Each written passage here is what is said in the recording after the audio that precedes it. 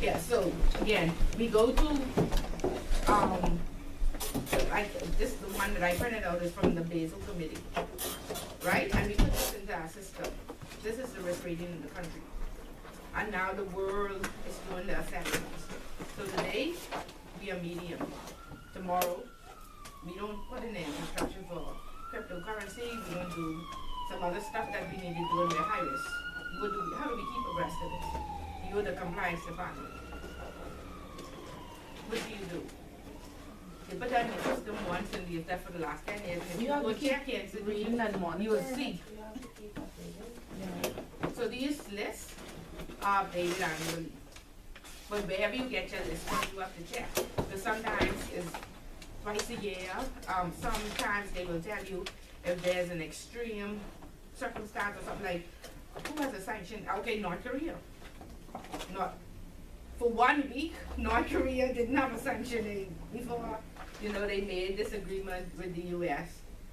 And then he met with South Korea, and then they relaxed some of the sanctions. We saw a lot of stuff coming in from Korea in that 1 week, and now apparently the deal is off, and so the sanctions are back. So what would you do as a compliance person? Sanctions this week? Next week they lift it. The week after, they back on. What you could do? You just have to roll with it. No, I mean, but like these things don't normally happen. Like sanctions it's normally be like sanction on Iran been for years, sanction on Cuba been for years, but now Obama, when it made agreements with Cuba, sanctions were lifted. Donald Trump come and he put them back on. It's the most we ever see sanctions be action like this. Same thing with Iran. Before, everybody was signing we could pay the Iranians for the oil that they supply the world with for years. Now Donald Trump say no, we ain't paying them. I out of the deal. Iran take the deal and burn it in their parliament. So that means what? Sanctions. So in this era, as compliance officers, we have to pay attention. Okay? Because you have to be able to prove the audit when they come 2 years from now. How you let this payment go to North Korea, and it's a sanctioned country. Right? And proper record keeping.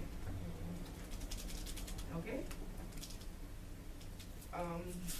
And again, like I said, my whole point was, normally these lists are updated annually. But Korea could have, because Russia ain't even high. Russia is medium. So let's just say North Korea was medium. They would have gone to low in a week and straight back up to high the week after. You know what I mean? So when stuff going on like that, you pay attention to it, so you keep abreast of what's going on. Okay, so this is what we're talking about. In terms of, because you all done read the chapter, right? So everybody know what I'm talking about, right? Blind faces. You all understand the risk rating. So we see at the top of this risk rating, it says nationality. And this is why the country list is important, because what should happen is that when you put in this nationality of Russia, it should tell you if it's high, medium, or low, right? And so all the risk ratings which y'all did for the new accounts for North Korea last week, they possibly be wrong this week. Are y'all gonna pull those files and revamp it? Think about it. Because right now, last week, when y'all put in that, the person born in North Korea, it could have been low, right? But we filing that file away forever. We so glad we do that risk rating and it finished. We ain't never looking back at that again, right? So we understand, buddy, answering. So, but can you find this anytime, any day? Yeah, so you go to the Basel index, you put that in, and they have it embedded in a document. And you could get this in Excel, because I started typing out this because we needed to put in our system now. Remember, some of these risk ratings are automated. So that's a lot of money. in an Excel thing, you could, yeah. Yeah, it stressed me out too. And then I said, okay, there has to be an Excel version because I don't think I can hand type this whole thing. So yeah. Not even that because it's still mixing and mix up. Yeah. So possibly you have to go back and redo that risk rating from last week, right? And tell these people, and then because it was low, the committee did not sign. You as a compliance officer could assign on that account, right? Now next week we put it, and we look at the first thing, we put nationality as Korea, place of, what else? Domicile, Korea, nationality, the beneficial owner, if it was a company, the first one for the company, the second one for the beneficial owner.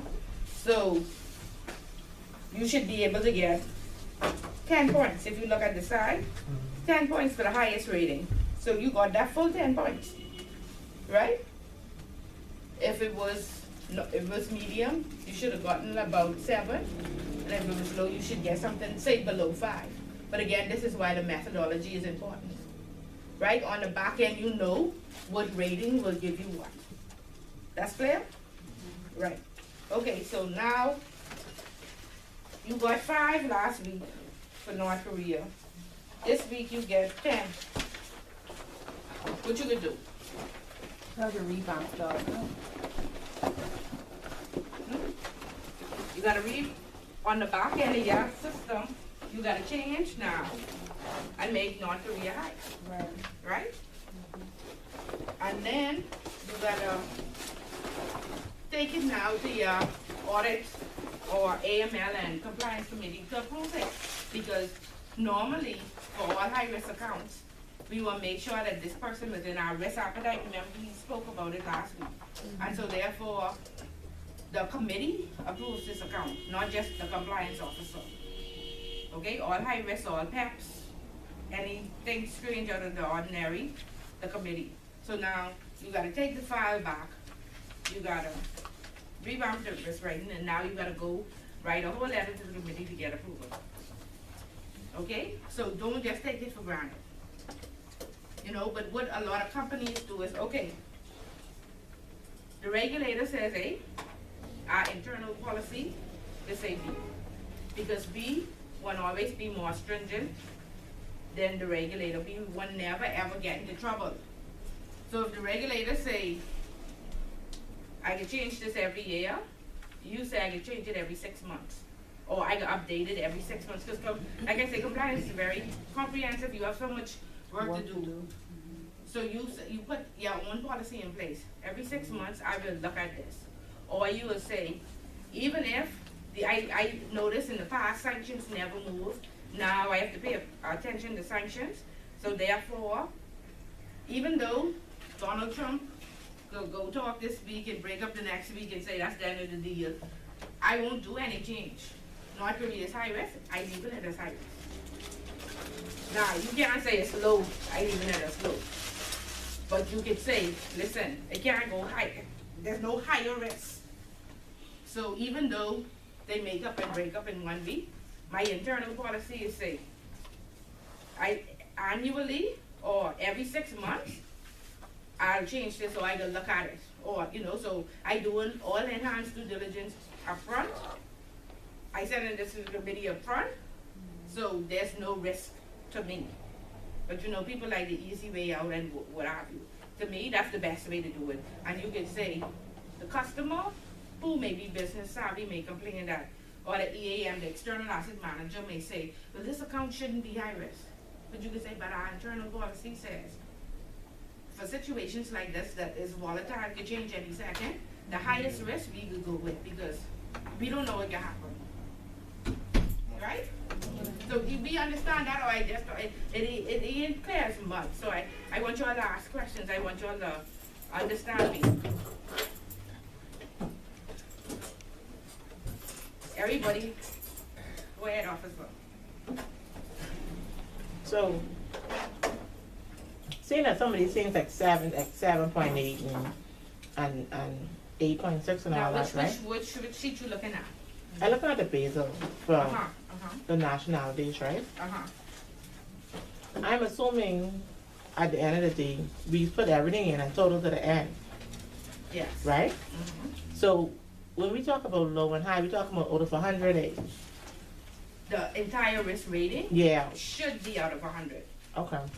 If you look at the sheet that I gave you, that out of 400 for some reason. I ain't figured out part of it yet, but The sheet you get, which one you talking about? the Product? one with the actual risk rating on it, there's 400 possible points that you could get on it. Which one?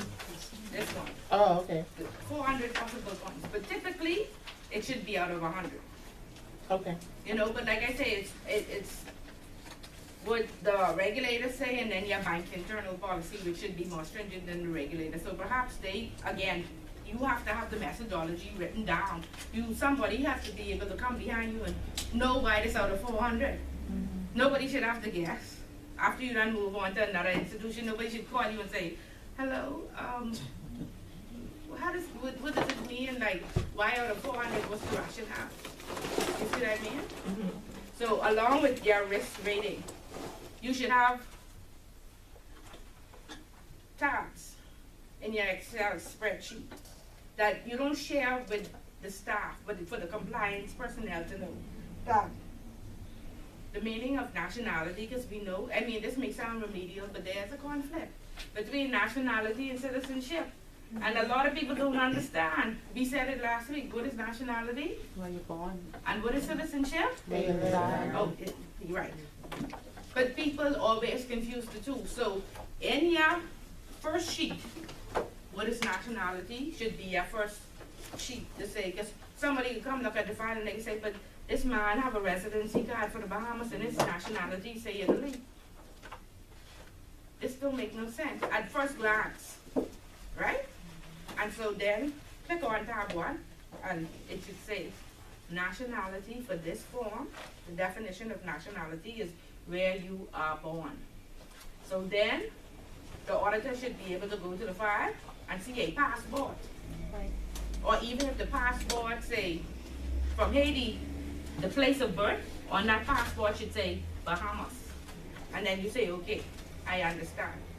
But you all get it? I mean, it may seem remedial to you all, but do you all understand the importance of it? Because the last person who would have did this and not ever look back at it, didn't tell you better what citizenship was. And sometimes people say, oh, 3 people was on that file. One was from Italy, one was from North Korea, one was from Cuba. I used the oldest person on the file. I didn't consider the other 3 people. That sound make sense?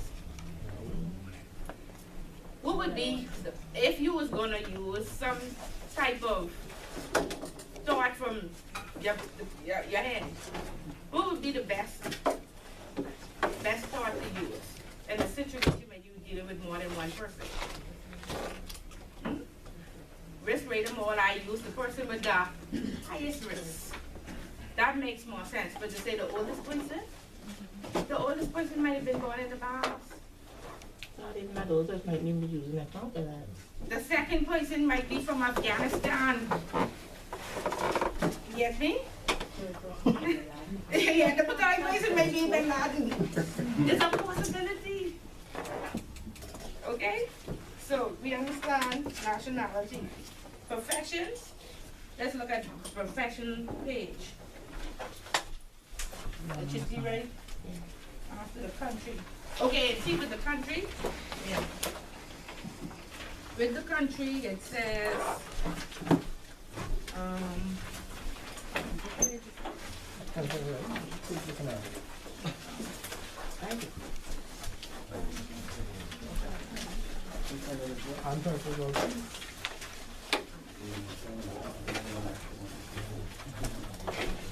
Oh, it's in appendix E? Which one?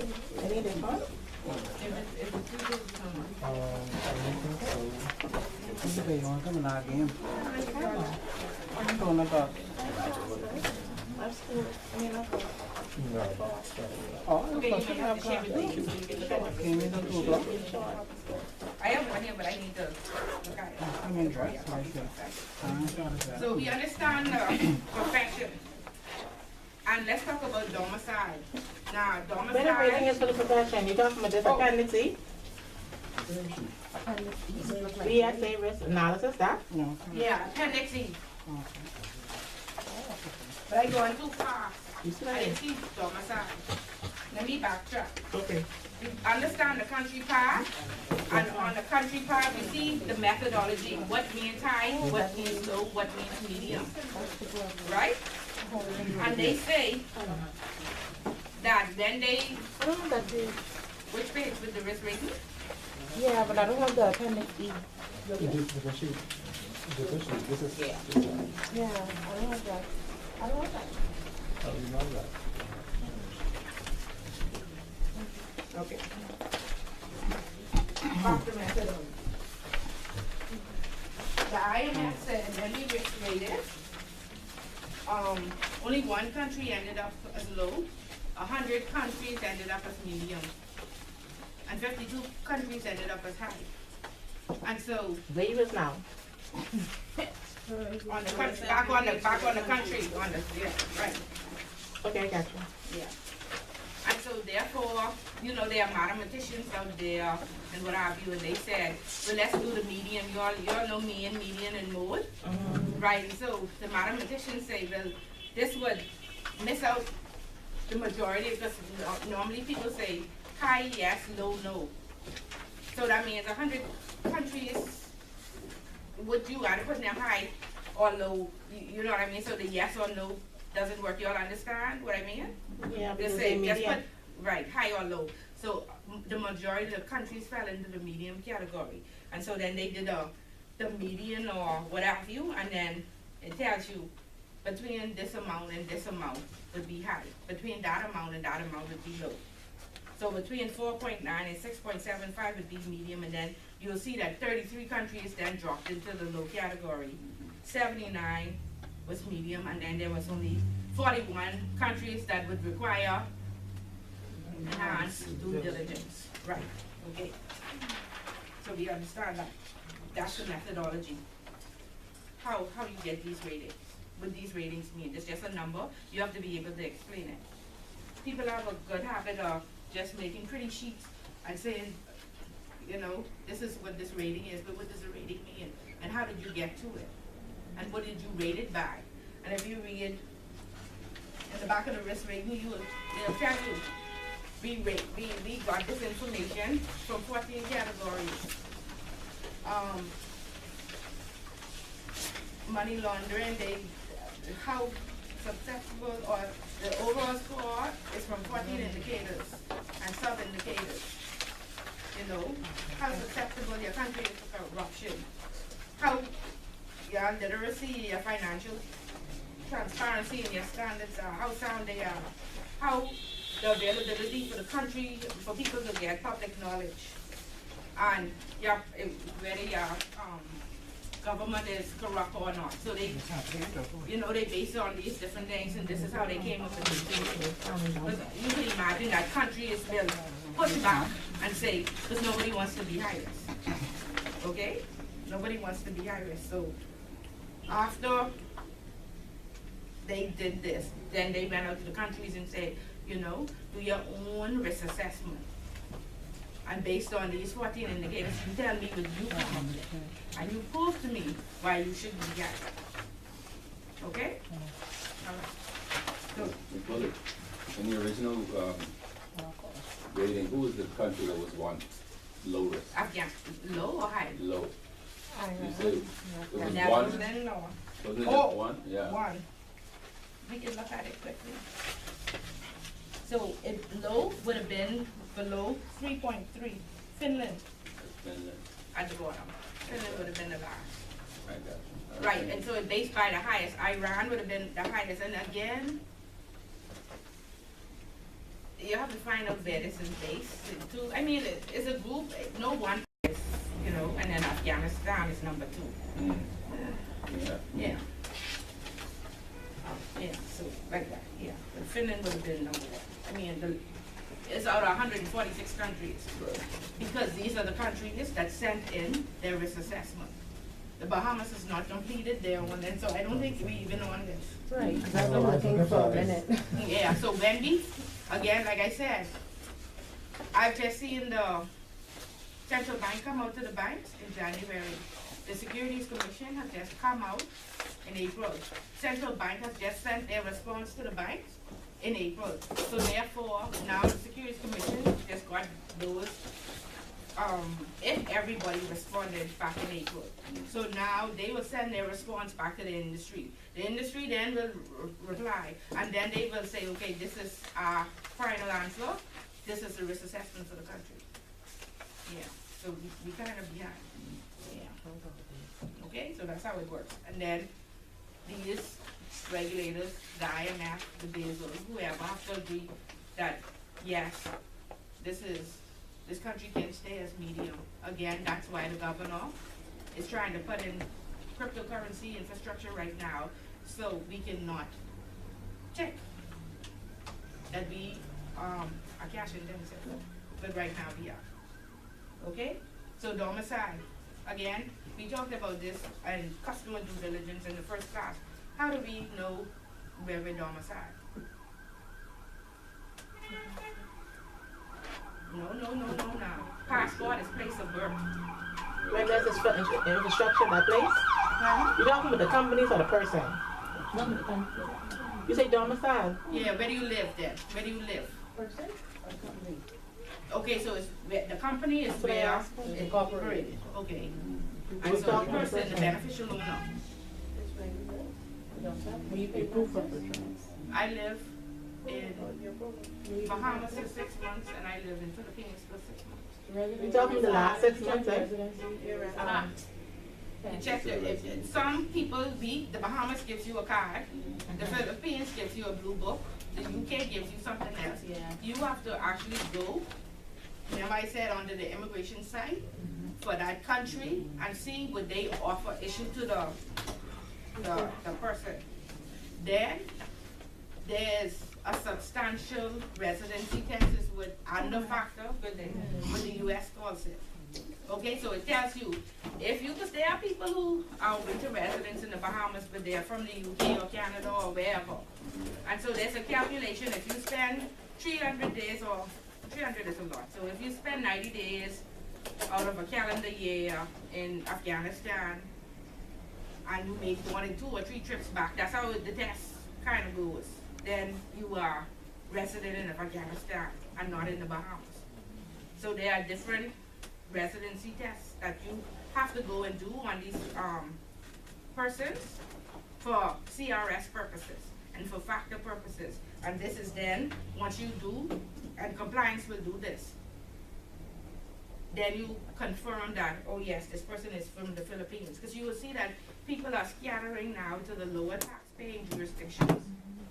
They know that up in Canada you will pay up to 35%. Because all these people, again, I work in the wealth management section, so therefore everybody have at least $1 million. So they go into jurisdictions where you pay the least amount of tax. So yeah, I have a Canadian passport, but I reside in the Bahamas. Go to the immigration site and see what does it mean. Even though you have that residency card, how do you test it? Right? You're looking at me like, what? Tell me if you all understand me. Yes. Is it clear? Yes. Tell me what you do. You go to, sorry, go ahead. You look in the domicile, so you go and you apply the residency test, and you go to the various countries' websites where they have what criteria is used to test that residency, and then you use that against what evidence is brought in documentary to you to see if they've satisfied. And that evidence, that must always be on the file.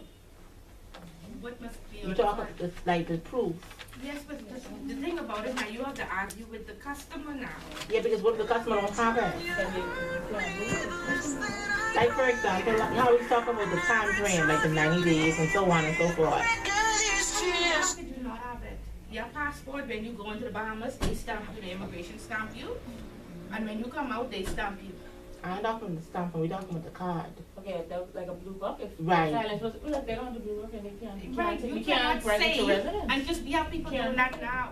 Right. I don't think it's a Canadian. I don't remember where the initial stage of residency is, where they was born. Mm-hmm. So they was born in Russia. But they saying we are Russian. Because you know you can't play with Putin and his tax. Mhm. Right? Mhm. You don't even think about that. Mhm. So when they fill out our form, they say we are from the Philippines.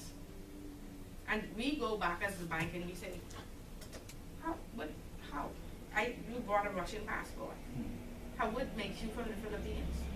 Right? And at Royal, we had a case where the person was a Canadian and they said they was a Bahamian, and on their W-8 form, it says I'm a Bahamian national or citizen or what have you. And we said, okay. When the IRS, and he got into some trouble, they said, give us a copy of your files. When we sent the file, they said, give us a copy of the residency card. We call him on the phone clip. We say, hello, you have passport from Canada, you invested in US stocks, because again, that isn't allowed without you filling out some other forms or signing some other agreement. And we say, your forms say you from the Bahamas, give us a copy quick. He said, oh, I applied for residency, I never got it. So we got charged with colluding with the customer. Mhm. We couldn't explain to them that we were negligent, and we took the man's word for it. Okay? But again, that was back in 2003-ish, 4-ish. Before, you know, we was just getting our fingers better, but, you know, because we didn't believe we had to do all of this. Nobody did know how to do it. Same thing with CRS. We don't believe it. Nobody have to do. Nobody understand it. And now the deadline is July. We run in and say, okay, it's true. You gotta do it. So that's how it happened.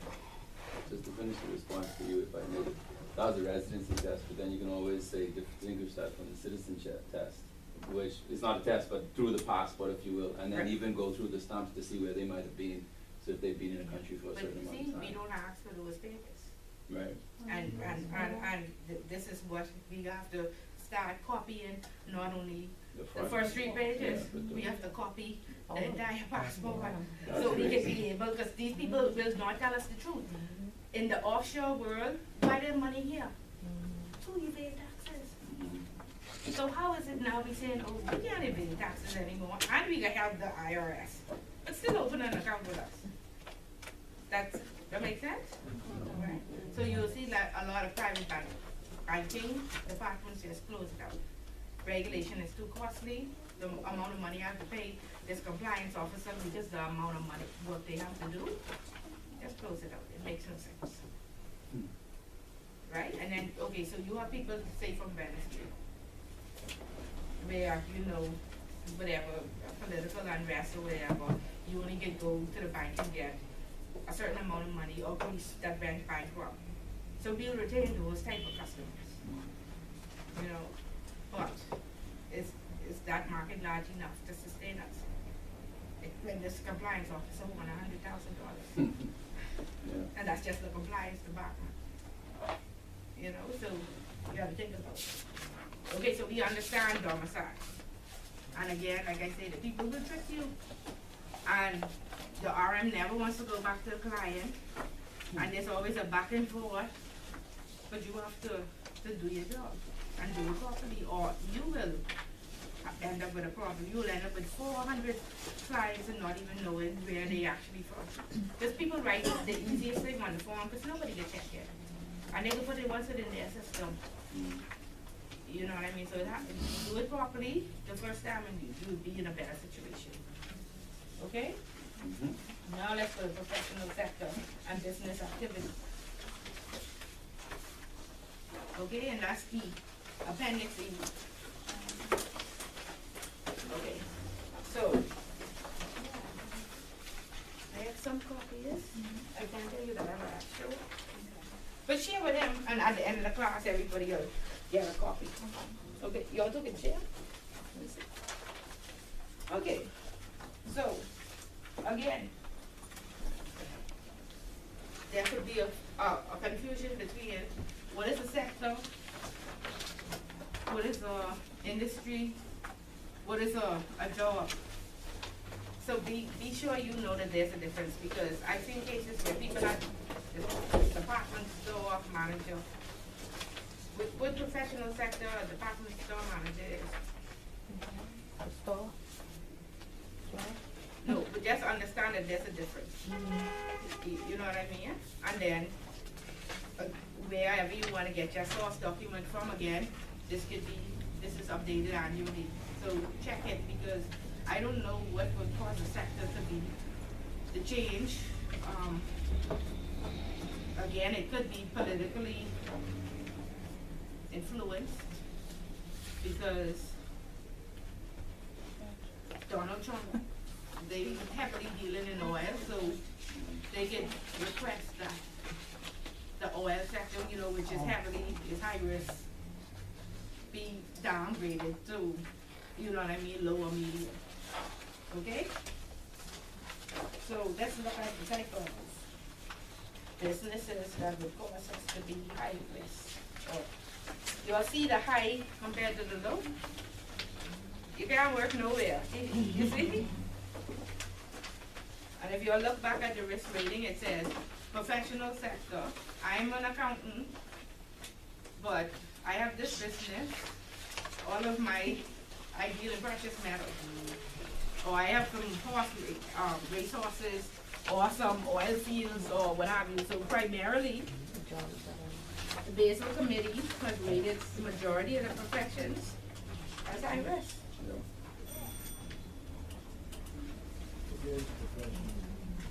Pardon? Oh, Jesus, gas Appendix stations too? E. Which is, what page is what? Okay, so look at the low. You see some are rated low, which is broker deposit accounts. Look in the second, yeah. Well, it's telling you the type of service, product, service, and geography is. Okay, hold on. Yeah, so it and then the first thing, if you look over, it says like bartendering, bail bond companies, casinos. You'll see that? Mm-hmm. All of those are considered like high risk. Drugstores, daycare centers, embassies and foreign consulates, ethnic groceries. You see, so, okay, so this does the products and service as well as a different type of professions. Money service businesses, painters, physicians, plumbers, accounting booth,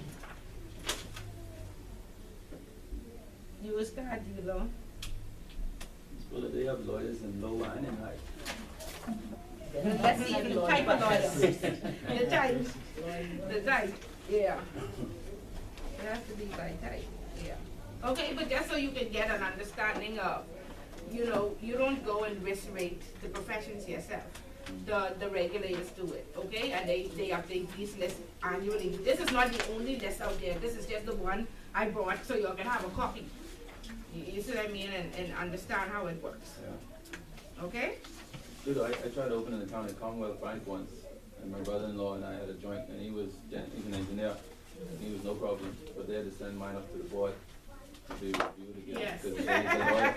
Yes. I said, what? Yes, because we take whoever has the highest risk, right? And that's what the account will be, whoever has the highest risk. Right. Between the process. Right. Yeah. That's interesting, okay. Yeah, that's how it works. You can't say the lower risk person, whoever has the highest risk. Okay, so what's the next category?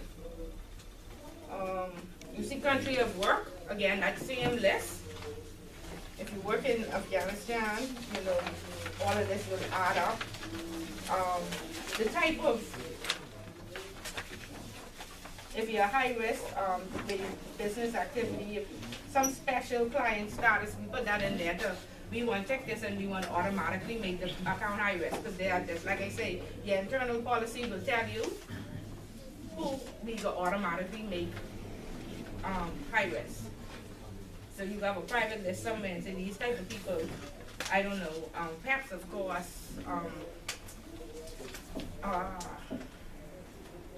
this person been bankrupt before, so we want to check this to make him high risk. Like anything, you know, we could just use that field to automatically check this person, you know, like that. Meghan Markle, before today, she was nobody. Now she is a Pepe. So we want to check that because we know she's marrying in a couple of this January. She opened this account.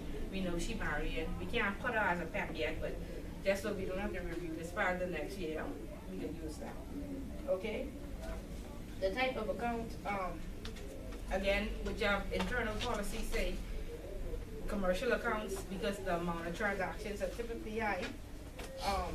Trust, again, because it's a legal entity. I mean, depends, if you're a trust company, then no.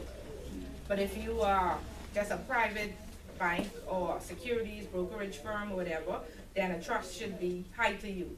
But in a trust company, no, because that's all, every account will be high.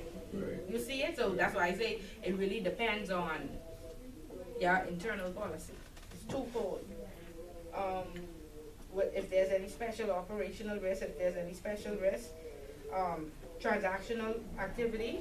Again, this is when we ask the clients, how many transactions are you going to do per month?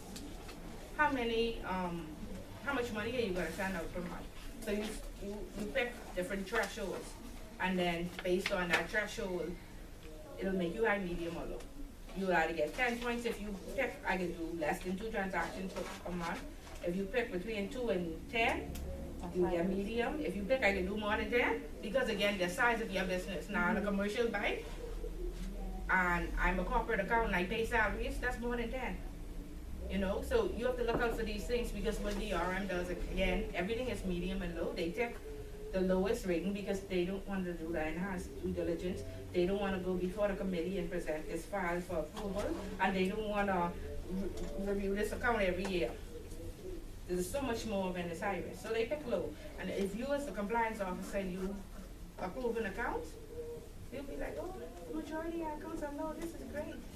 No, it ain't. If you really look, you know what I mean? If a business say paying salaries, would you have 1 employee?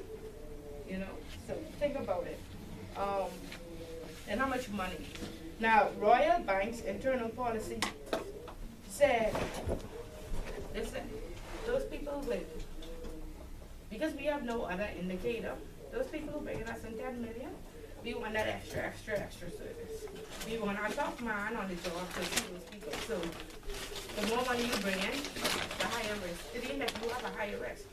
It's just that I want to make sure I pay attention to that person, and I want him bringing 10 million more.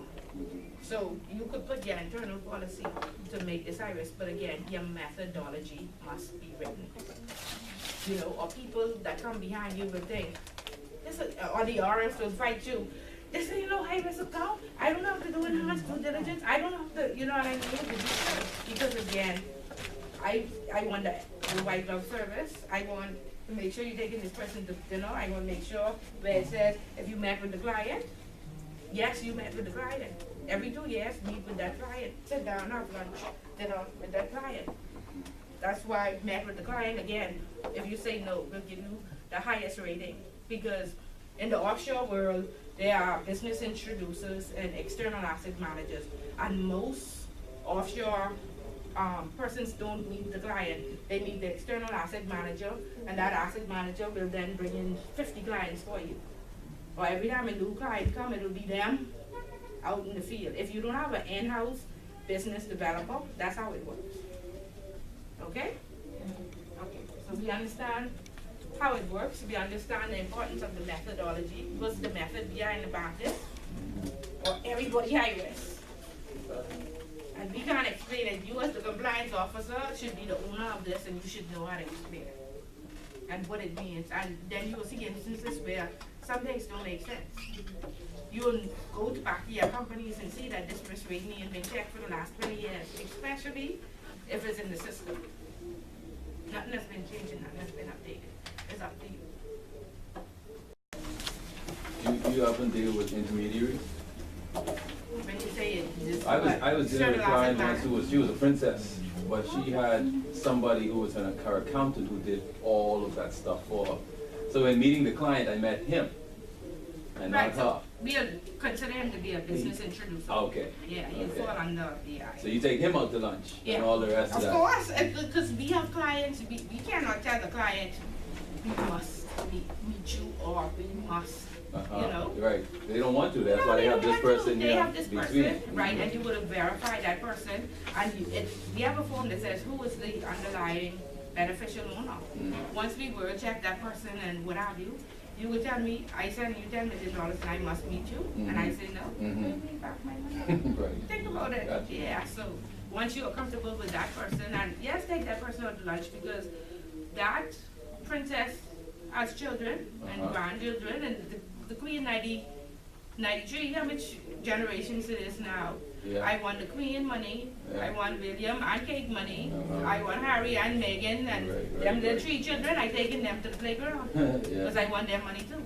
Gotcha. If you are a real external asset manager or a real developer or business developer, this is what you do. Because you're going with who you're comfortable with and who been in the family from, you know what I mean? Think about when you wanted your first account or your car loan or whatever, and you ask mommy or Grammy. Grammy said, go right down, dog, and go up Mr. Road and tell Miss Bullet I sent you. She can wake it up. Right? And Grammy would call me on the side and say, now listen, you gotta hold my fix, but don't tell her I have a fix. Just tell her the loan approved, but you can hold my fix against it. But don't tell her. But she wouldn't pay a payment, right? And that's how it's happened. So, the same thing for rich people. Okay? Okay, so we understand risk profile to some extent. At least we understand the sheet. Okay, so let's read it now. Let's read it. And find out why we doing this. That's a lot of weight for what you do. Right, so who I know the people who wanted to be assigned to the front of the class, but now they don't have so many chances. Who didn't have a chance? Not everybody at once, not everybody at once, everybody will have a chance. This gentleman who I never seen before. You've been here before, sir? Because I never see you. Okay. Well, bless us with your voice, please. Bless us. Yes, sir. Companies are required to risk rate all client relationships, which includes existing customers. Companies should review the KYC documentation in relation to their existing customers to ensure compliance with the FTRA, the FTRR, any other applicable laws of the hours on the company's internal KYC requirements. The precise requirement for CDD varies from the jurisdiction to another. Okay, so now From we one see why. jurisdiction, sorry. Yeah, so we see why, because we want to comply with the laws. The laws tell us this is what we must do. Okay. That is what the guideline says. Central Bank, AML, CFT, Guidelines. actually a CFT. They switch it sometimes. Yeah, They I say mean, countering the financial terrorism yeah. and counterterrorism. Yeah. The guidelines requires every significant financial institution to establish a risk-based due diligence framework and process. The risk rating of customers was established in the Basel Committee on Banking Supervision paper on customer due diligence, October 2001. This document was prepared on the realization that adequate KYC policies and procedures have particular relevance to the safety and soundness of banks, in that such policies prevent reputation risk and preserve the integrity of the banking system by preventing the use of the bank for criminal purposes, and complement the risk management strategy of banks by enabling them to identify, limit, and control risk exposure in assets and liabilities. The Financial Action Task Force, in its revised 40 recommendations on AML CFT, also recommends that financial institutions should adopt a risk-based approach to customer due diligence. Recommendation 10 requires that The principle that financial institutions should conduct CDD should be set out in law. Each country may determine how it imposes specific CDD obligations either through law or enforceable means. To be in compliance with international standards, the Financial Action Regulations Act and Financial Transactions Reporting Regulations adopt the risk-based approach recommended by the Basel Committee and the FATF. The FTR gives companies the discretion to determine the appropriate level of information and documentation required to verify customer identity based on the nature and degree of risk inherent in the customer relationship. This approach is in keeping with the international best practices. Every company should develop and implement a risk rating framework which is approved by its board of directors as being appropriate for the type of products offered by the company and capable of assessing the level of potential risk each client relationship poses to the company. As a minimum, the risk rating framework relating to client relationships should include distinction of client relationships by risk categories such as high, moderate, or low. Distinction of client relationships by risk factors such as products, client type, profession, country of domicile, complexity of ownership and legal structure, source of business, type of assets, size and volume of transactions, type of transactions, cash transactions, adherence to client activity profile, KYC documentation and due diligence information requirements appropriate for each risk category, a risk factor based on a prior risk analysis, and a process for the approval of the downgrading, upgrading of risk ratings through the periodic review of the customer relationship. Okay, so there's an annual review for all high-risk accounts. Medium accounts, every 2 years. Low accounts, every 3 years. And that's where you also check the risk rating to make sure there are no changes. I may have now gotten my residency in the Bahamas. I may have moved to Switzerland, wherever. So all those, your relationship manager should fill out the form and then advise if there are any pertinent changes or material changes, and then update the risk rating as such to reflect any changes. Another thing, we had on our risk rating at Royal that is not on this one. We had everything that made the central bank says is high risk, which is wholesale accounts, correspondent banking, bearer shares. Now, Royal Bank didn't take bearer shares at all, but the company where I work now, they take accounts that issue bearer shares. And there was one more, and PEP is on that. So automatically, any of those four, automatically, I mean, you could have been born in the Bahamas, live in the Bahamas, work in the Bahamas, but you had bearer shares, PEP, cold mail, or your company wanted to offer correspondent banking, automatically high risk. Okay, so you can think about it again. There was no other place to indicate, because you don't want this over here will tell us it's too high risk because you hold me low. You put everything into this risk rating form and you make your life easier. Because again, you have to do this for 400 to 1,000 clients. So, we put everything in one. But you will find, I see people in RMs complaining today, oh no, don't make this account high risk or whatever. What else would, when you have 50 to 100 clients, what else could prompt you to go and review this account? And we're not good at documentation, so you write a memo to file. This account has more than $10 million, so this is why it's high risk. This account has whole mail, this is why it's high risk. This has bearer share. You know what I mean? Document these things. So because half of the time, you can't remember 2 years from now why this account is high risk. You leave that note somewhere else in the system, don't obsolete. Or the person who coming behind you don't understand your methodology, like why you do this, right? So proper audit trail. And then sometimes you can't even remember, because today I was feeling good, I made this pretty spreadsheet, blah, blah, blah. I never get time to look back at it. Audit sitting next to me and asking me what this mean and how this come about. You can't, I don't know if it happened to y'all, but you can't explain it. That has happened to y'all or just me. It happens, right? You can't explain it. But you know that day when you do it, man, you know everything going on. You can't remember, document your methodology. Okay? All right. Continue. Next person. Thank you. Are you upset? Continue. No. You fight, No. Sure. Huh? Sure, okay. Go ahead, sir. He ain't gonna fight you. We ain't gonna fight you. No fight. You want, who, me? Yeah, you read before? I read last week. Yeah, him then. Okay. Back. I You read read last that week too. too? Okay. Come on, pretty lady at the back. The risk rating framework should provide the periodic review of the customer relationship to allow the company to determine whether any adjustment should be made to the risk rating. The review of the risk rating or high risk customers be made. Oh, sorry, I don't got my glasses.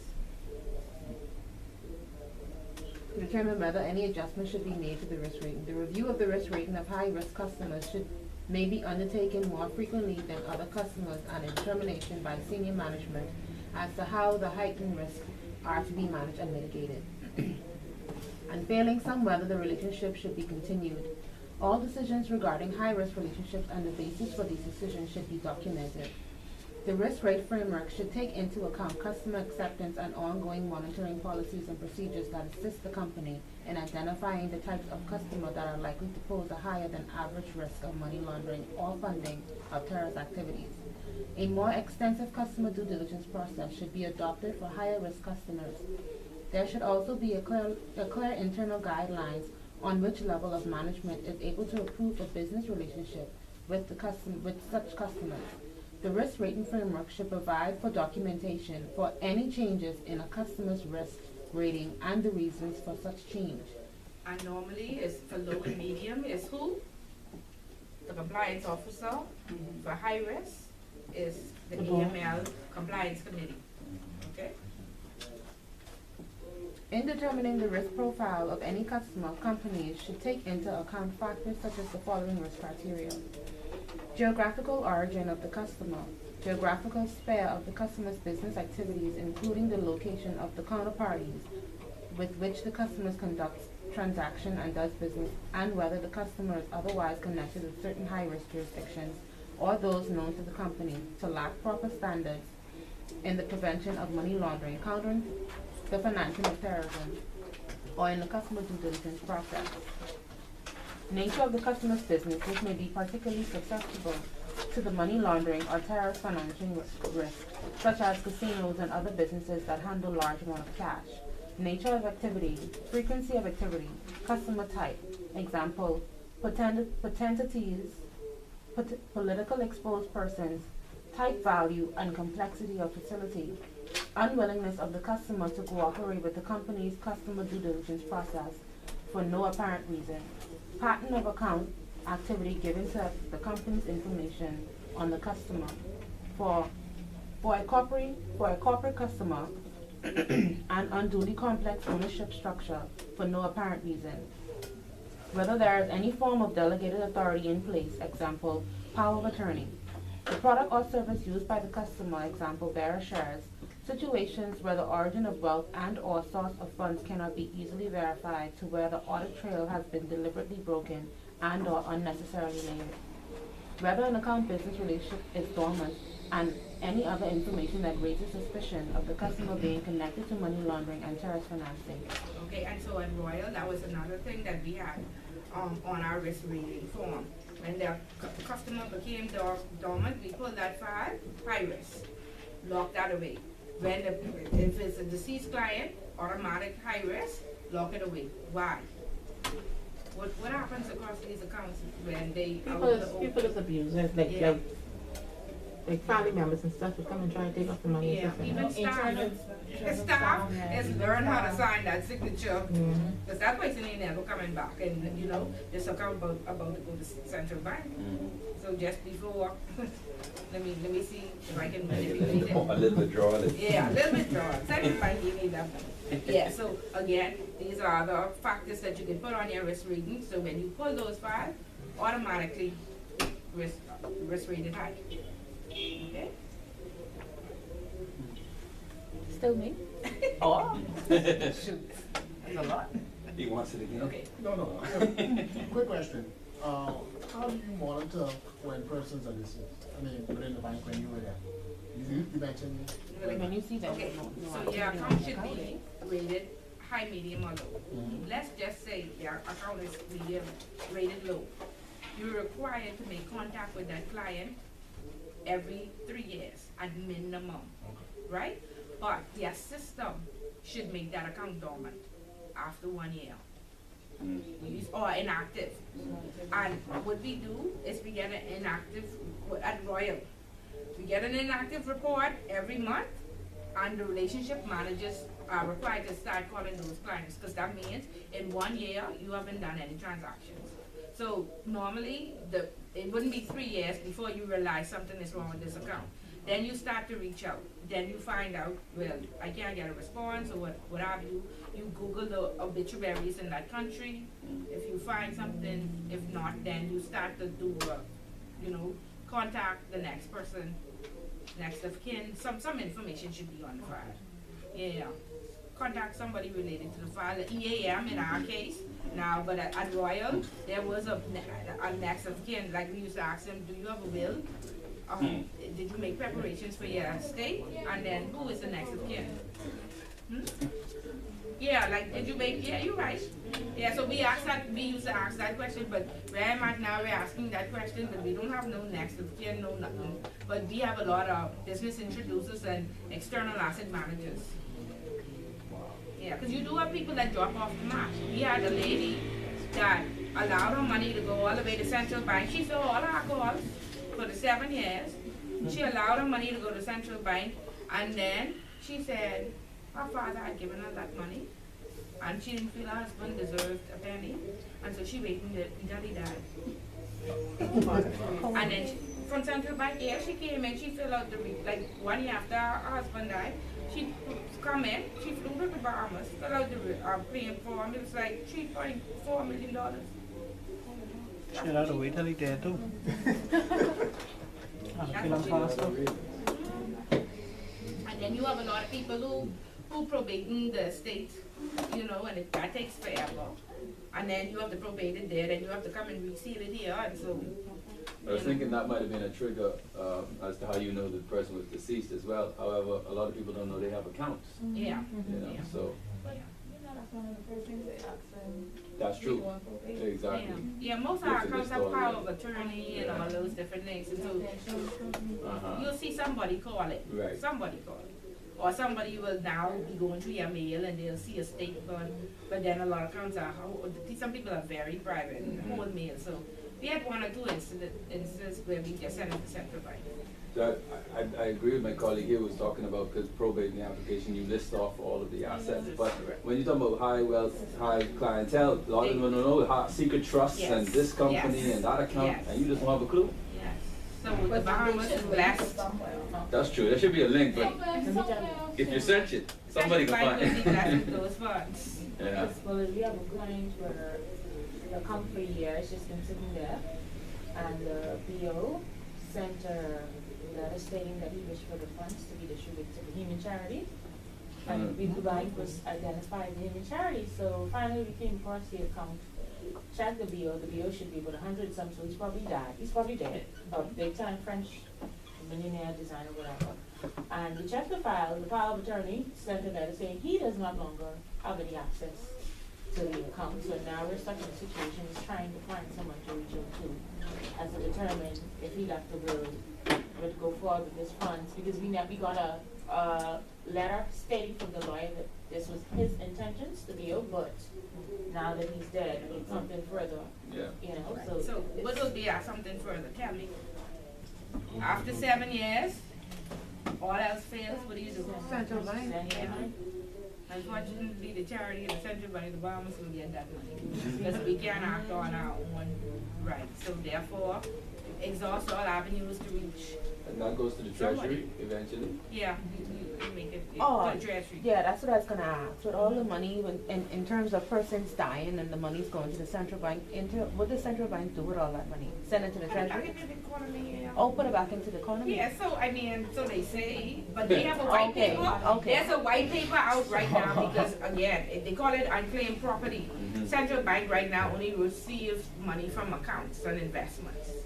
They are gonna expand it. I don't know, when I was at Royal, we had thousands of checks that were never cashed. Mm-hmm. And so that's money. So they want all the unclaimed checks now. We had that.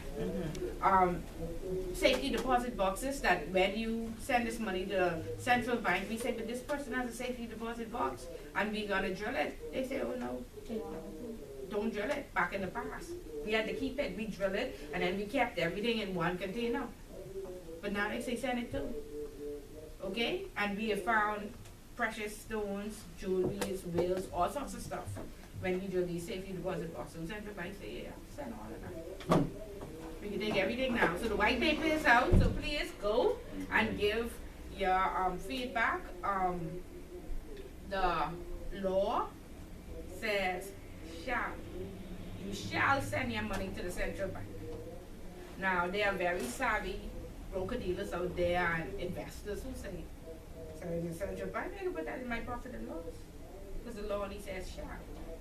So you don't have to do it, but most people feel that they don't want to be, what should I say, disobedient to the regulator. But really, if you have the right business acumen and you can stand up to the regulator and you running your business properly, you could tell them that no, the law says shall, I will not be sending it. And no, it'll go into my profit. And when my customer come back, I will pay them back myself. But I can make the interest off that money for the next 10 years, not the government or the Bahamas. It should say unclaimed property, dormant account, something to that effect. Yeah, so just Google it. And you could give some feedback and go to the industry. They should have some industry meetings on it. Because remember now, all of us already subscribe to Bahamas Services Board, the Securities Commission, the Central Bank, and so we are abreast of what's going on, right? Very good. They're right though, I think. Who's right? The interpretation of general clauses act says that shall and must, they are specific words. So shall is shall. And regulations don't trump, it's subsidiary that it doesn't trump, the substantive law. So while you guided, you can't be said at law that, hey, I have to do this. So, Okay. But what will you do? I mean, I can do it and I can give it to them, whatever. Because, because there are, I think, the I don't think I would. layers, sub-layers, that we're kind of already being shown the proper way, even if my acumen is right and my procedures are good. I think you're kind of teetering on the edge of doing What? something You would improper. not? Why? What makes it improper? The culture, Who says? the culture. I'm talking about the culture. I know it's profit and We're loss talking and you're about making more money. millions of dollars. I know, and I don't have that, so that's probably why I'm saying This is why. Yeah. Because But if I when you did, I'd find me keep it. one customer who you service for 20 years, who probably say, listen, I had so much money, I didn't make no provision for that little 20 million that you're offering. Let them keep it. No, not knowing that in 7 years, you would give it to the government. That man will wake up and then rich people hate governments and they hate insurance companies. That's true. So trust me, they know what they do, and they probably didn't want you to say, oh no, I can't accept this 20 million, no. So they just die and leave it with you. Yeah. Some people doing it, one or two of the investment managers, oh, they doing it. And trust me, they sending feedback to this white paper and say, why the central bank needs to now take the checks that he negotiated and that he's finally a safety deposit box. Oh hell. So the bank would not say, take that money, invest it in some type of fund For 7 years, yeah. and then send gain it. the interest? Yeah, only for 7 years. Most banks send it on to the central bank. End of story. That is true. We dealt with liquidation with a bank here, and nobody collect their monies in the accounts. We wrote and all the rest of that, and then eventually send it off to the central bank. Go see the billions of dollars central bank is reported they have now for unclaimed property. and this is only off accounts. Think about now that they've taken safety deposit box, safekeeping, and non-negotiable checks. Remember, these checks are still dated after 6 months. Royal Bank had $11 million of checks that were not, that's one bank. Think about Scotia and how many trust companies and this and that. People get checks and die, or they never cash it. So where does central bank keep all of that? They invested back into they claim. I was just gonna say, you keep They saying that, have but this unclaimed property. Do we have Yeah, proof? they didn't have that Yes, money. yeah. It's nowhere. They have it in writing that Mhm. we have unclaimed property Right, totaling right. almost $1 billion. That's what they have written. They invest that 100 times. They're making money on it. Yeah, of course. Yeah, they do. I've seen an unprocessed stuff for central bank where they invest in the money market for 6 months, some 500 and something million at a time. So why you can't do that? Again, Yeah. there's a culture you said. No, I was wrong. I stand corrected. Okay. Yeah. Go ahead, Cindy. Oh, the Rock's ban, did this paper came out again? This white paper, ban. This White white paper, paper? yeah. But it came out actually almost 2 years ago. Maybe 18 months. When you go online and start to Google it, you'll see all the ads in the paper. But I think CRS, some other things, some little other fires they had out, and so they pushed this down and had to bring out all these other bills, and the government had changed. That was the first thing. John Rowe didn't know if he was still going to be governor. So you know how you say, I ain't doing nothing else until I see what they can do. So they kind of pushed that to the bottom because they had to change the whole, I guess, structure. Stuff like that. But it's been more than a year out there. So hopefully, the industry would have long enough to give feedback, and then 75 cents, and hopefully, in a year or two, they will revamp it. But again, the policy in place was sound already, so it's just to say, I increasing my powers, basically, is the central bank saying, so you know what I mean? Yeah. And given the banks, because I'm sure the CEO is talking about it. Some people, like the conservatives, like Royal and all the Canadian banks, they say, sure, central bank, just take it, we don't need that money. We have parent companies that have money from around the world, we don't need that change. But the little broker-dealer, law firm, accountant firm, Get that interest. okay. But I mean, it is a way of collecting monies as well. Like, so our central bank stays stronger. So think about it. Yeah. If you start investing this money now, at least you could make 7 years profit off it, especially if you know the person is there. So that's what people do. Yeah.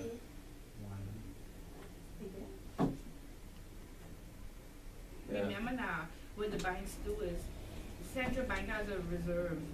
You have to keep 15% on with central bank for the $1 amount that you hold, 15% of that.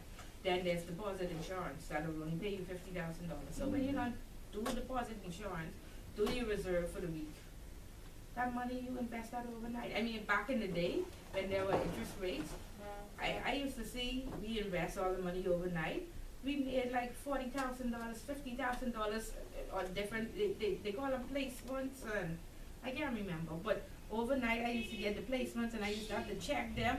And I used to say, sure, we made $40,000, we made, you know what I mean? It was like under a treasury function because, you have the accounts with Bank of America and all the correspondent banks. So Bank of America say at the end of the day, you must put $2 million on this account or I can fine you overdraft fee, or I can fine you another fee, or something like that. So that means if you send out 10 wires today and they total $1 million, you have to make sure that account has $3 million at the end of the day, because that $1 million coming out for your wires and going through that night, plus the $2 million that I say you must have on there that have an account with me.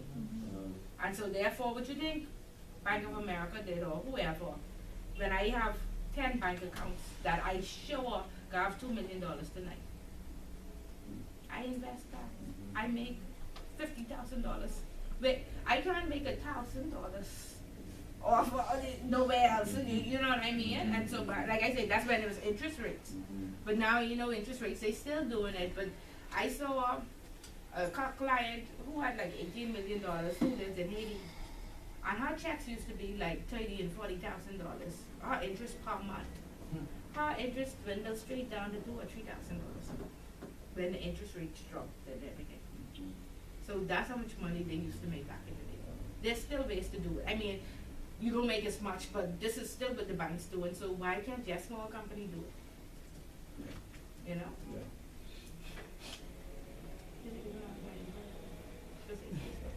But again, you gotta be on your P's and Q's because you never know.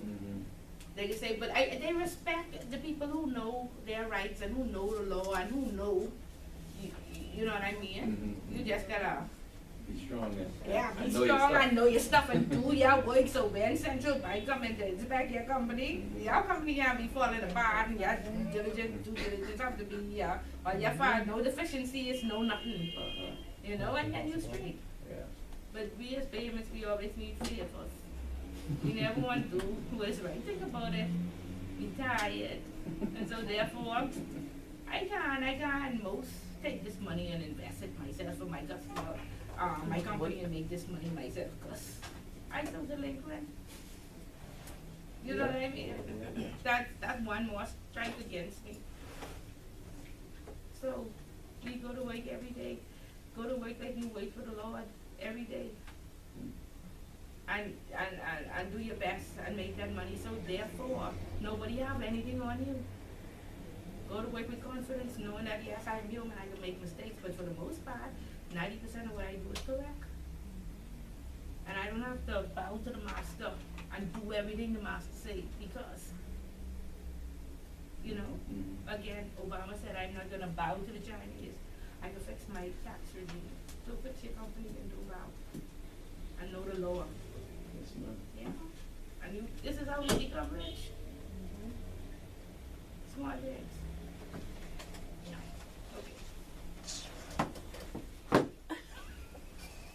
We can stay on track now. We can stay on track. No more sermons. Developing a customer profile.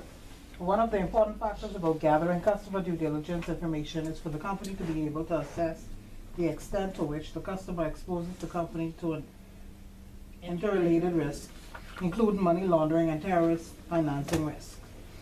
Companies are encouraged to take a risk-based approach to customer due diligence rather than a rules-based approach, which encourages a tick-box approach of customer due diligence and less consideration is taken on the money laundering risk. Based on the relationship and level of assessed risk, customer due diligence information usually includes the following: who is the customer? What geographical location is the customer from? Example, residence, assets, business interests. The nature of the customer's business interests and occupation. The commercial rationale for the relationship with the company. The source of funds, the source of wealth, and assessment of the customer's transactions, looking at the pattern from the beginning of the relationship. Reviewing current activity for consistency with the customer's profile and commercial objectives. Classifying customer and assess risk. Using a risk-based approach to customer due diligence ensures that as the risk within the relationship increase, so does the level of information obtained and or verified also increases. In implementing the risk-based approach, a company will categorize the customer as a low, medium, or high risk. This assessment is based on the results from the customer due diligence information obtained from the customer, the KYC and relationship information, the preparation of the customer profile, the source of funds, and in high-risk situations, source of wealth, evaluation of the customer due diligence information. Your approach to customer due diligence should therefore graduate to reflect the risk and include your customer due diligence program, the standard information to be obtained from all customers, the standard verification for all customers, enhanced due diligence for high-risk customers, an approach to monitoring customer activities and transactions that reflects the assessment of the risk presented by the customer and identify those transactions or activities that may be unusual or suspicious. Okay, and what approach is that? What is monitoring customer activities. When you talk about you having your own internal, not guidelines, like for example, like you say that you would monitor them so often, but that's your internal standard from what you're doing for your company?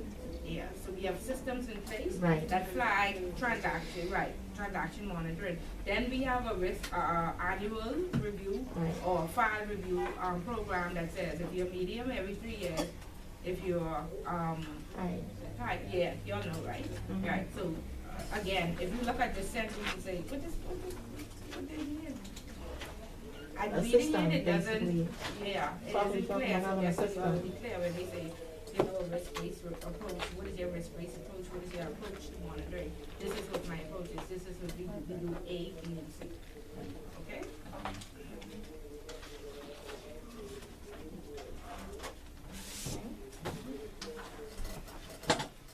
Developing a customer profile. The initial meeting with the customer and information collection, either through documentation or completed application form, starts the procedure for developing a profile from which a customer risk assessment can be determined. To determine the level of risk and consequent initial and continuing customer due diligence and monitoring, you should be able to answer the following questions. Who is the customer? Where do they live or conduct their business? What they do? Nature of the product or service they require. Classification of customers should be made objectively, and measures should be put in place to determine when a customer is high risk. The risk assessment will determine how much of the information received from the customer needs to be independently verified. For example, for a low turnover deposit account, simplified due diligence may be collected. That is, KYC information, verification of address, information on source of funds and expected frequency of transaction. If the funds can only return to the account holder, then this lowers the risk. Okay, and there's something earlier that came out about the relaxation of asking for proof of address. The central bank put out, and then just last week they put out something about simplified due diligence. So yeah, you'll make sure you read all of that. Again, central bank has put it out. Your company has not made that change yet, and they may not. So right now, since central bank has advised, you can't just start telling the people, okay, central bank advises, no. Your company has to now amend its internal policy, because again, our policies are more stringent than what the regulator says, because we never ever want to be in trouble with the regulator, and we know that there's human error. So where the law says one piece of ID, Royal Bank said two. Because you know your cousin coming in and saying, bring that passport back later, and you say, okay. But you ain't telling your cousin you ain't opening up this account. And so therefore you end up with no piece of ID if it was only one, right? Mm-hmm. So this is what happened. So Royal Bank say no ID at all, and two required, no, at least one, and so at least you covered by the law. And so Canadians always try to be, I want extra, and that's why people are complaining. But trust me, when you have to go back to these files, especially when the subpoenas come flying in, you will thank God that we were more stringent. And this was to stop you from going to jail. Just trust me, human error, and then just, I've worked with some very brilliant people, and I've worked with some very, very, very, very people who should be. That's a good one. I sorry, you know, like I support everything, but I don't, is it only me? No. No. They very, very, God, very, there's only one to make it, so I'm doing something wrong. I'm very, very, very good. No, I really doing something wrong, but the people who will shock you. Like they say things like, I can't know these customers. How am I supposed to know these customers? How am I expected to know my customer? Okay, but you're an RM. That's just lazy. That's what it is. Yeah, lazy mind, lazy everything. Okay. I don't want to do it. So I use excuses and complaints. But they don't even say it by the water cooler to me, who was their boy, right? They say it in front of the CEO. Yes, that's stupidity. That's straight of stupidity. And nobody walked them out the door, they still there. So, I mean, me, and I felt like Hitler that day, because I was like, you go home, and you just never come back. But no, they still there. They've survived to like a decade already. They're making money. And a with the company. decade later, money. and they're paid. A decade later, they still surviving. So there's something wrong with it. Me, I have to. You have anything in hiring? Huh? You have anything in the hiring? No, I ain't have no say. I salute you with the I lucky I have a job. Really, seriously, honestly, I almost didn't have a job this week. So seriously, nobody. And thank God, this is why. You know. Because it really have to be, you know, they say you don't know the reason, but it has to be the Lord. These people, think about it. Leave. Let us in jail for a while and think about what she just said. But I mean, I guess different strokes for different folks. And I've been going to church and I've been paying my tithes and everything, so I gotta go back to the drawing board and say, Lord, I still doing the mistake. I don't know. But some people just get away with some things that, and like I said, they don't even say it privately, so you can put them aside and say, friend, that ain't the right conversation. No, they say it in. Right person, or right thing. Let's put every go past the end though. I think my end comes faster than this. I don't know, I aren't up right. Who been the Toastmasters? Who been the thing of my family ain't in the right high places. This is why I gotta push for all the other politicians. So when I got y'all in a couple of years, I building up my network now. Who been the Toastmasters? Who been the very, very good? How was it? I'm actually a member of Toastmasters. I kind of fell off a little bit. Okay, but you back on. So here we have a member. Who, when your next Toastmasters is? Wednesday. Who wants to go with this lady on Wednesday, the Toastmasters? Where is it? Kiwanis. Where is it? This is for the elderlies. Pardon me? Well, but you could bring people. Oh, forget it. You could bring, I don't know if you could bring outside and say, no, that's probably just for the Bible. Yeah. Any other Fidelity workers? Hello? I expect an email from you to let me know that you went next week or the week after, before the end of June. Let me be controversial for a second. You don't think Toastmasters, they shout too much? Everything is just like calm down a little bit and say the message the same way. But This is the Bahamas. You see that man who preached this morning at the wedding? Okay, how them white people feel. But we felt empowered as blacks, right? That's so true. it's the same thing. So I Fair saw enough. there's a Catholic church Toastmaster somewhere out there for you. And you will be comfortable. So they are very diverse. You find that one. But there's Rotary. There's Rotary, right? And there's Kiwanis. The network is strong. What's the most powerful network in the world? LGBTQRP? Ooh, right? Think about it. No, I guess I'm sorry, I hope I don't say nobody. What's QRP? I'm sorry, every day What is QRP? No, I made it up because I know every day there's odd. Something. What have I told you? There's something in I was saying, you from very, very, very Every day QI. they say it's a different type of person that you have to, relate to. So Yes, what is the Q I stand know for? you. Question. Okay. yeah. Trust me, that is the that's questionable. strongest. They're the most influential people in the world. They have no kids, most of them, and so they have more money, and that's what would make them influential. So we gotta join these same networks to be able to compete. No, think about it. Not that one. Think about it. Someone network. No, I don't know if y'all know this. There's something called a gentleman's club if y'all have kids. Yes. I tell my sons go and make it straight. For the last 10 years, if you all see there's a full scholarship with all the bells and whistles, live in, travel back and forth, whatever. And if you see the boys in the last 10 years, That ain't even as bad as the other one. What's the other one name? all What's the other one name? girls. Oh, Lord, what's the other one name? Okay, Judge I G. send my Riley. son, One I other say one. go and make It's it Spring. straight. What's the other one? Don't hang out with them, DC, your friends, Girl. whatever. Whoever coming to the straight side, y'all make this straight. And I make sure 10 boys from the baseball team join that club, because it shouldn't be that every year, you know what I mean? But this will give him the biggest scholarship. And the easiest thing, all you have to do is go and do a little dance and do some work and do, you know?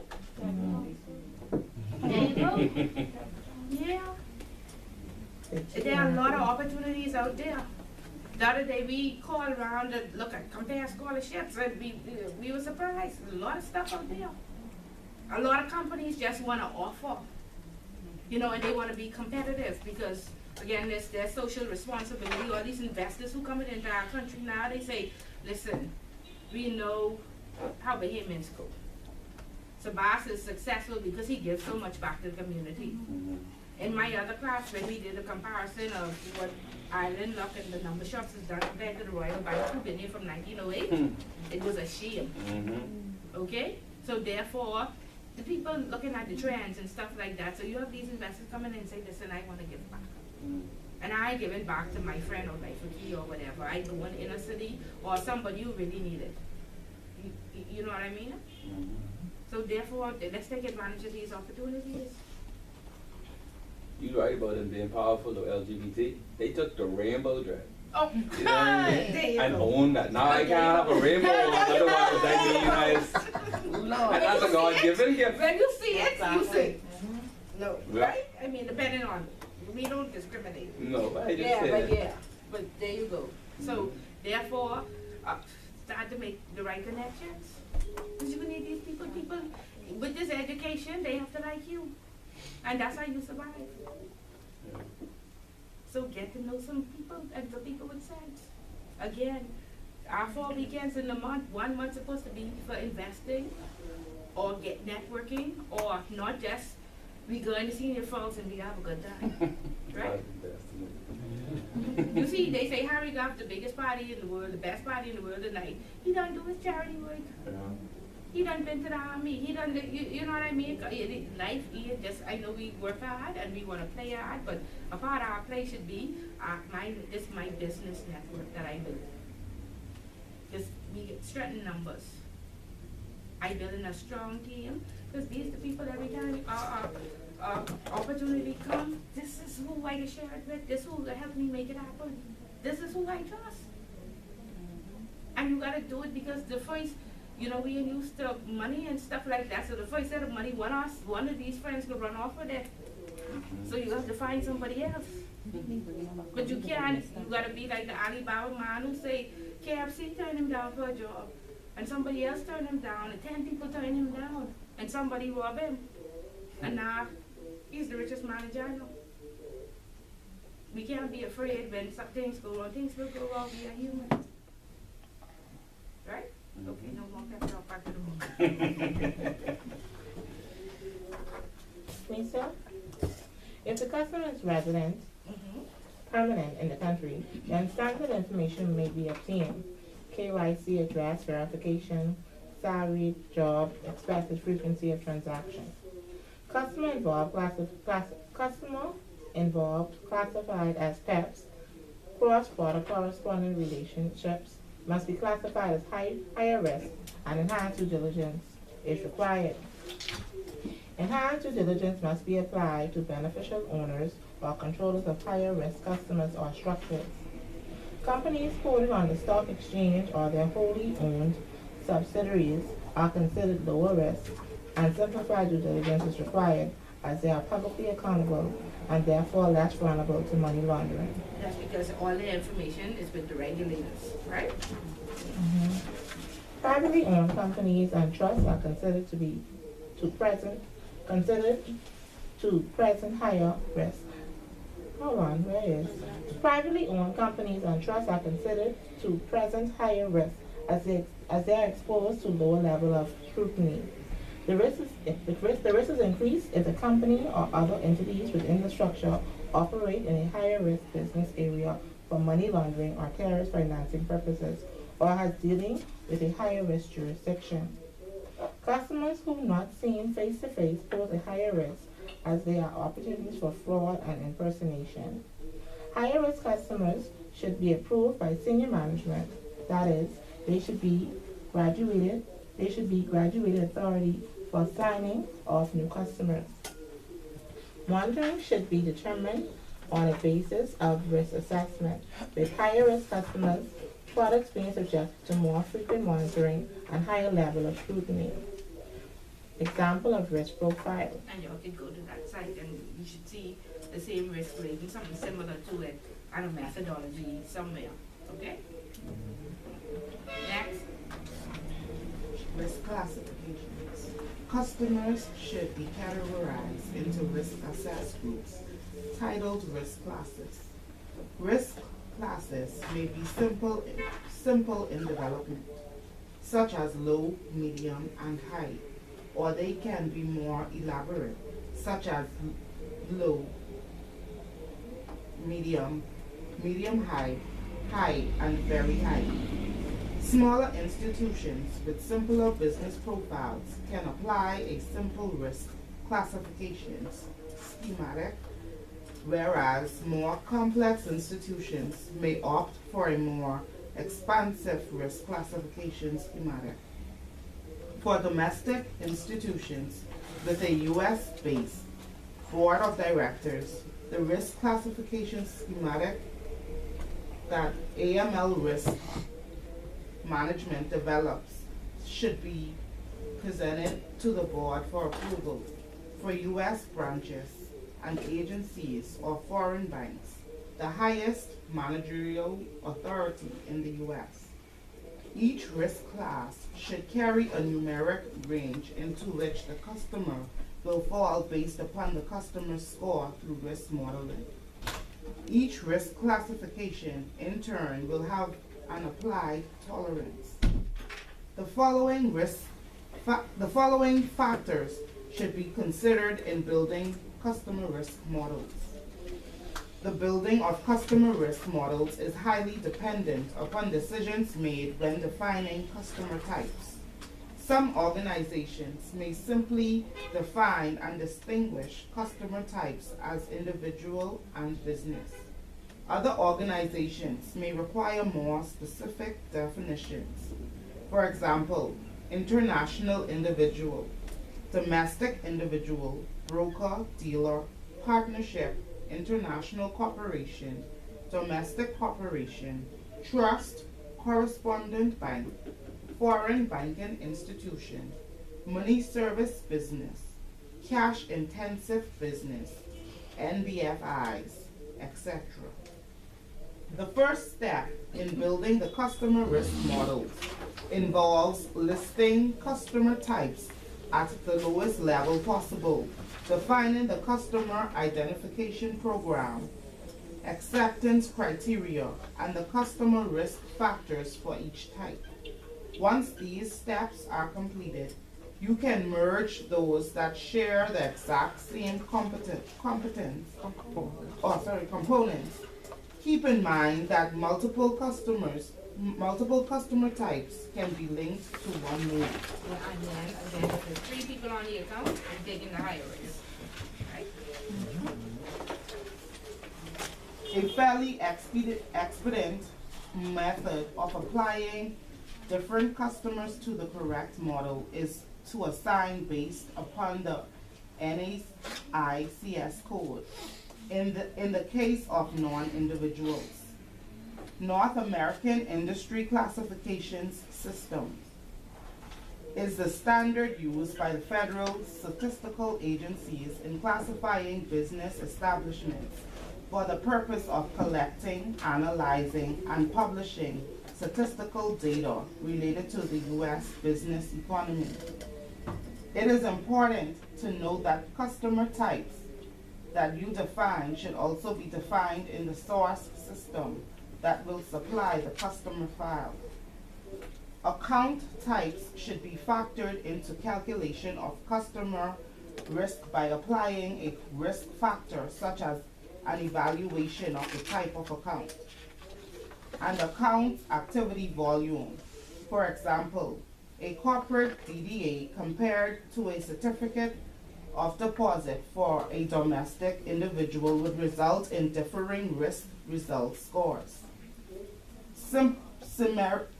Similarly, an IRA for a professional service provider would carry a different risk.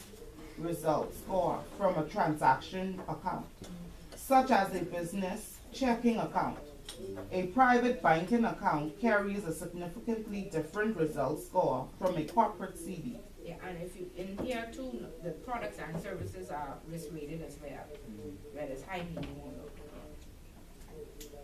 Type of activity should be factored into the calculation of customer risk by applying a risk factor such as an evaluation of the products or services utilized or customer account activity volume.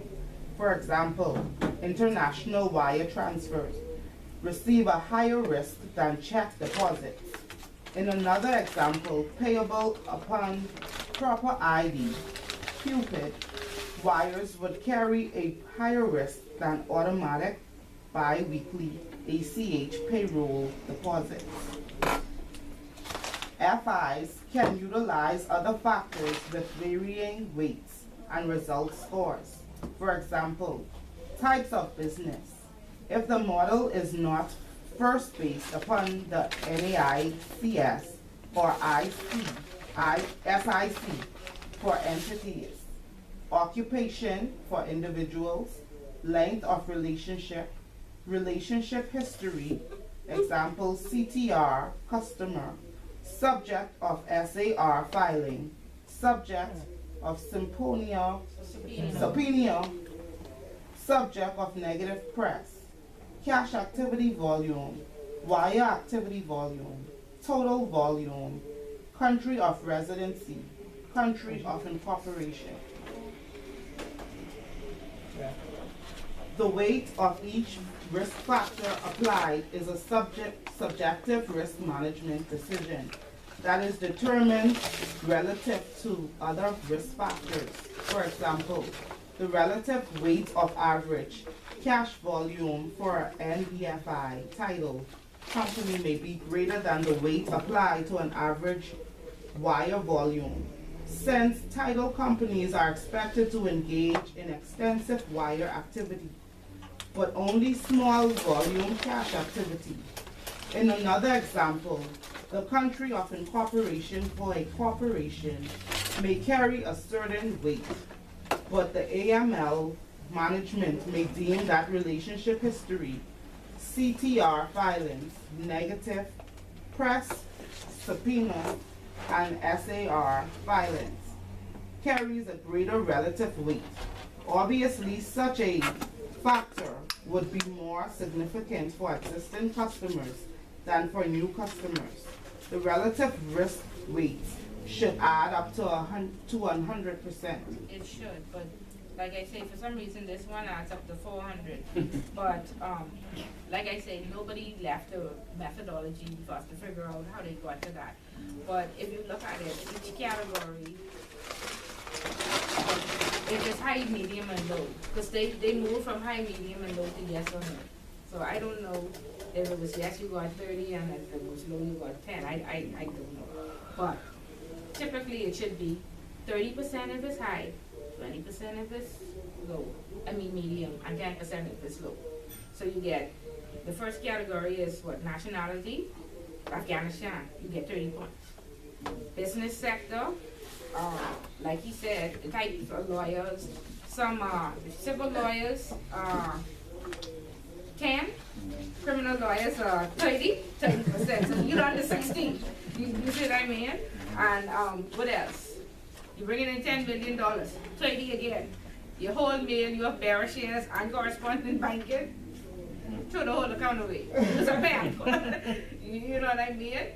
Like that. So it'll give you the highest point. So you're really dealing with all sorts of risks, so that account have to be monitored every day, but it can happen. It has happened. Because, yeah. You'll see, I don't know what happened in the institutions, but you all understand how it happens, right? It's the type of account that you do. And again, it depends on your risk appetite. But like I said, Royal Bank, the Canadian bank, say no bearer shares. We stop in whole mail, and guess what they charge? $1,500 a year for whole mail. So if you pay $1,500 a year just for us to hold your mail and then shred it, What that means? It's mail? The mail. But a lot of Swiss people do it because apparently their secret service is going to track your mail. They can read it. They can do all sorts of stuff. And so then they know, and then their internal, I don't know, the U.S. is IRS, but their competent tax authority will read your mail and see you have this account in the Bahamas and then take you to court and say you're defrauding the government. Like you're defrauding the IRS, you know. Yeah, so Swiss people say pull the mail. Some of them say they are very, I don't know, they big on people spying and all of that, and then they don't even call them. So you will see those Swiss customers say French. Frenchman. Yeah, you say. Yeah. This is why we're here. You know why? Because we are not corrupt. We are here to learn. Some of us might be here to defraud the system. Think about Bernie Madoff and the people who went to high school with him and said, oh my God, all them classes I've been in with Bernie, all them blah, blah, blah, look what he's going to do. Just like the people fascinated today with Meghan Markle. I've been to school with her. Some of y'all right here may be just a hack in and defraud. You come to learn, right? And then some of us will go out and make a difference and just not to, I talk a lot. Too much, you know, sometimes too much, but go out and hopefully make a difference. Please get in these top positions, please. Let me have somebody to send my children to when they come out of college. I can need a friend. Or who's the CEO or somewhere else? Who can say, you know what I mean, Erin? Yes. Okay, get in the right positions and make a difference. So when I write on my bike, when you all send out white paper and you all see Tiffany Bullet make this comment, you say, that was my lecture one time ago, I listened, and yes. Let me call on the phone and let's talk about, yes, the importance of putting this into the law or into the guideline. Yes. Right? Stop letting the corrupt people run the country for 40 years. Stop talking and action.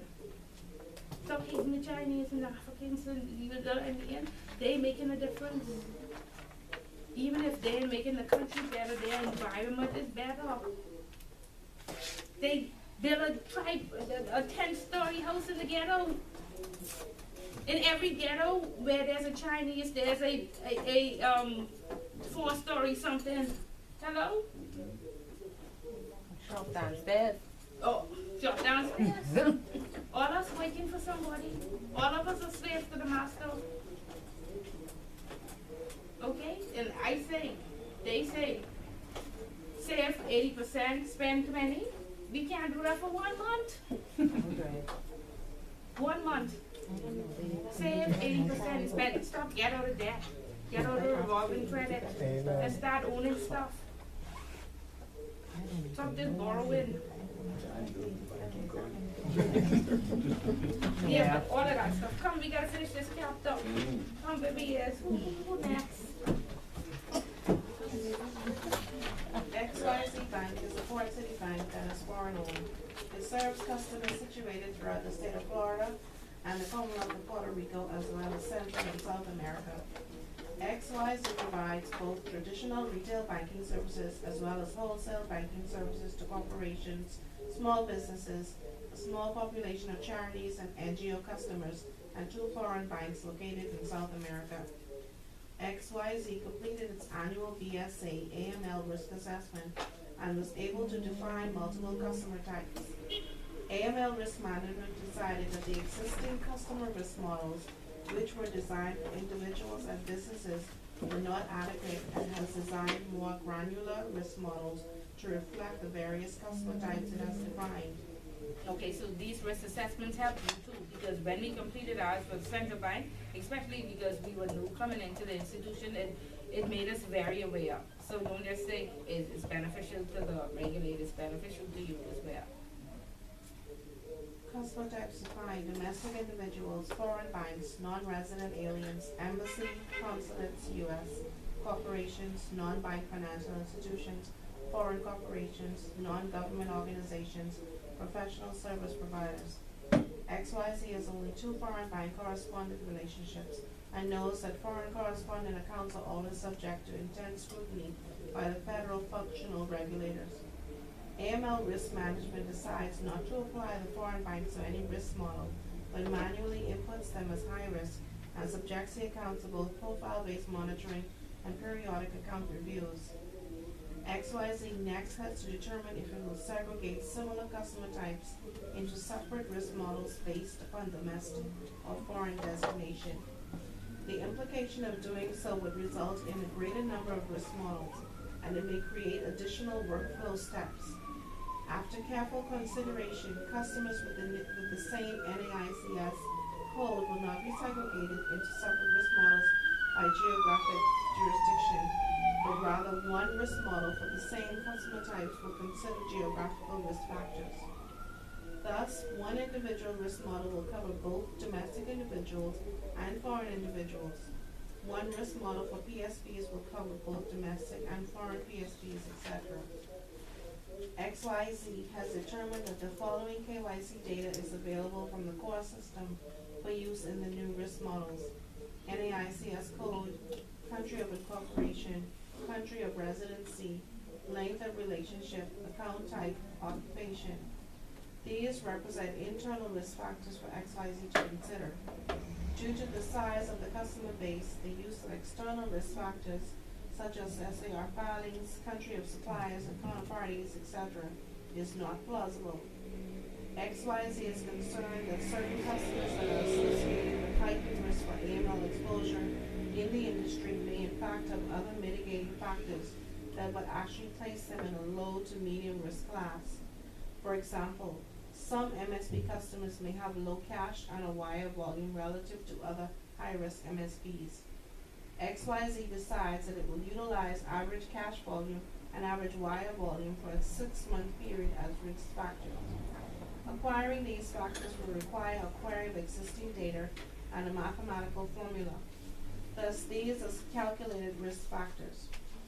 Finally, XYZ determines that a particular risk factor, if present, will automatically result in a high-risk classification regardless of the other risk factors. Any customer with a PEP designation will automatically carry a high-risk classification. Based upon AML Risk Management's past experience with PSB customers, it also decides to add a special second dominant risk item to its risk model for PSBs. While country of residency is already a risk factor in each of the models, if a PSB customer is foreign-based, this will automatically result in a high-risk classification. This too may require specialized programming of the AML software. XYZ has decided on a simple risk classification schematic of low, medium, and high. Can I skip that? Yeah. XYZ has created the skeleton of its risk models by determining that NAICS codes will allocate customers to a particular risk model, determining which factors are available from the KYC data, and establishing the risk classes. Now, specific risk factors must be applied to specific models with relative risk weights and results score contributions.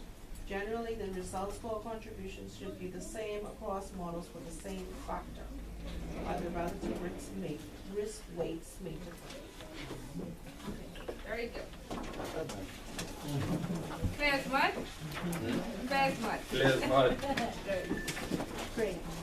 Okay, so y'all go back and y'all check the last time your countries was updated, your professional sectors, all of that, and make sure they are updated annually.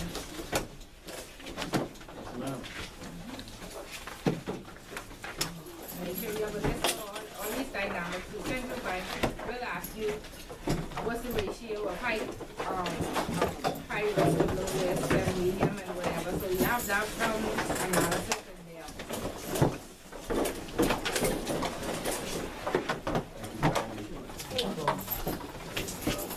You put the right systems in place, it makes your job easier.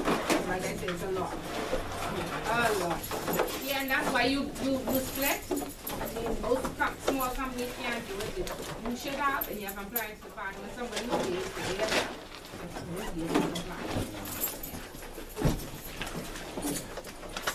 So you can do it and have a normal life.